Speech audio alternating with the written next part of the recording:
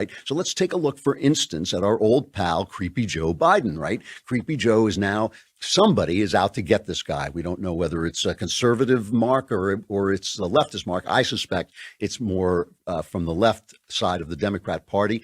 Biden is a front runner. He looks like he hasn't even entered the race yet, and he's way ahead in the polls. And this is a classic slow leak, right, of people coming out. There's first of all, Biden put out a statement yesterday, and let's take it in two parts. The first part of the statement, he says, all this touching I do, all this sniffing of hair, all this grabbing of shoulders, that's just the kind of hairpin I am. Here's the first part of Biden's statement. The coming month, I expect to be talking to you about a whole lot of issues, and I'll always be direct with you. But today I want to talk about gestures of support and encouragement that I've made to women and some men that have made them uncomfortable. And I always tried to be, in my career, I've always tried to make a human connection. That's my responsibility, I think. I shake hands, I hug people, I grab men and women by the shoulders and say, you can do this. And whether they're women, men, young, old, it's the way I've always been. It's the way I've tried to show I care about them and I'm listening. And over the years, knowing what I've been through, the things that I've faced, I've found that scores, if not hundreds of people have come up to me and reached out for solace and comfort, something, anything that may help them get through the tragedy they're going through. And so it's just who I am.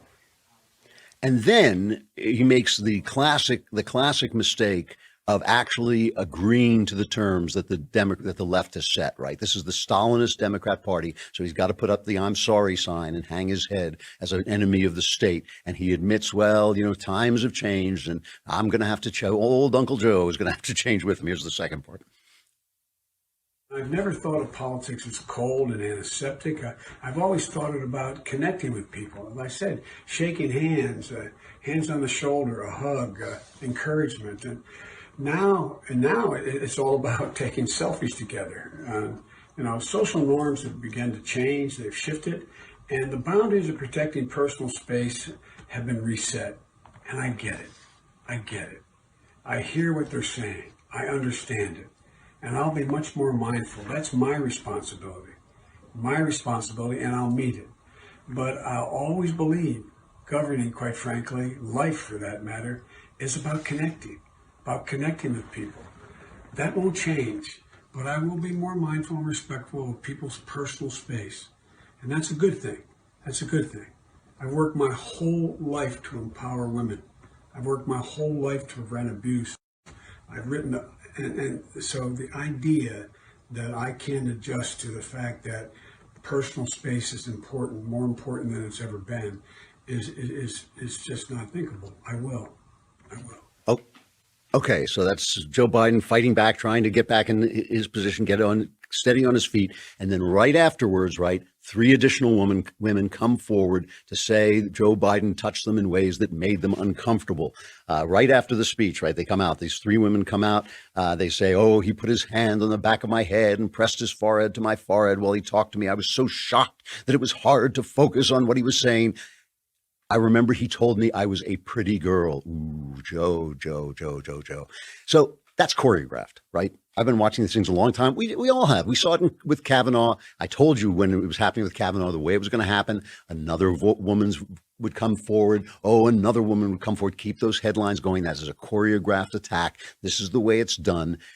As Pulliam Distinguished Fellow of the Journalism School at Hillsdale College, once again, let me say from that perch of authority, the part of a journalist's story is where the information comes from. So that's the story here. Where is this coming from? Where is Joe Biden coming from? But here's my point about this. My point about this is what they did to Kavanaugh.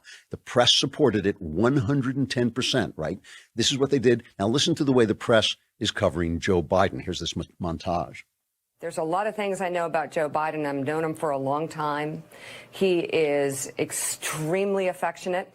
He's very affectionate. I find oddly affectionate. He kisses people on the mouth. He shouldn't. He's always touching people's shoulders. I've seen him rub the shoulders of women and men. Joe Biden calls them expressions of affection. He is an affectionate, old-school politician. Uncle Joe, as we affectionately call him. He's a very affectionate, very likable person. So it's not surprising that he behaves in this way, that he's quite affectionate. You know, he's just an affectionate guy. I've known Joe Biden a long time, as have many others, and have always found him a very emotional man who is very, very affectionate. You know, everyone in Washington knows that he is a guy who is very affectionate. He's touchy-feely. He's been doing it his entire life in an affectionate way. He's a very affectionate person. He suffers from being overtly affectionate.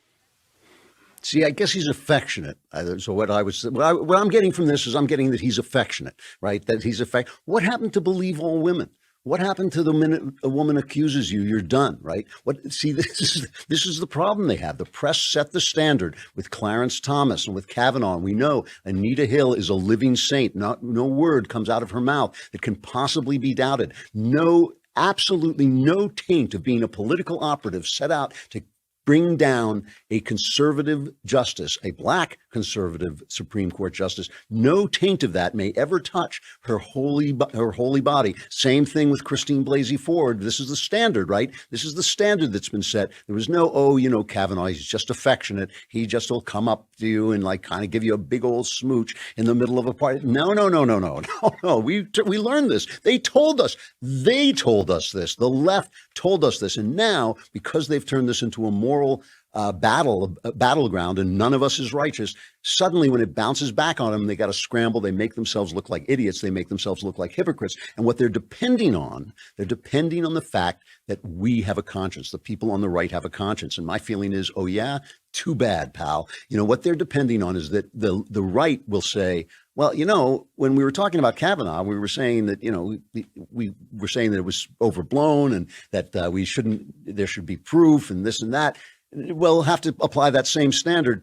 This is politics. This is the gladiator fight. You can't count on that. So a press that takes every accusation against the right seriously, and especially on a moral plane, is going to, by nature, by absolute inevitability, is going to find itself exposing Democrats to the same charges when they come back at them, right? So one pro-Trump PAC put out this ad called Creepy Joe, right? Creepy Uncle Joe it's called. And it's hilarious. It's a little visual, so if you can't see it, it's basically children watching all these various pictures of Joe grabbing hold of people while the lady who first, Lucy Flores, who first accused him, is talking. So it's kids watching TV where Uncle Joe is grabbing people and Lucy Flores talking. It happened also suddenly, very unexpectedly, out of nowhere. I feel Joe Biden put his hands on my shoulders, get up very close to me from behind, lean in, smell my hair, and then plant a slow kiss on the top of my head. To have the Vice President of the United States do that to me so unexpectedly and just kind of out of nowhere, it was just shocking. It was shocking because you don't expect that kind of intimate behavior. You don't expect that kind of intimacy from someone so powerful and someone who you just have no relationship whatsoever to touch you and to feel you and to be so close to you in that way.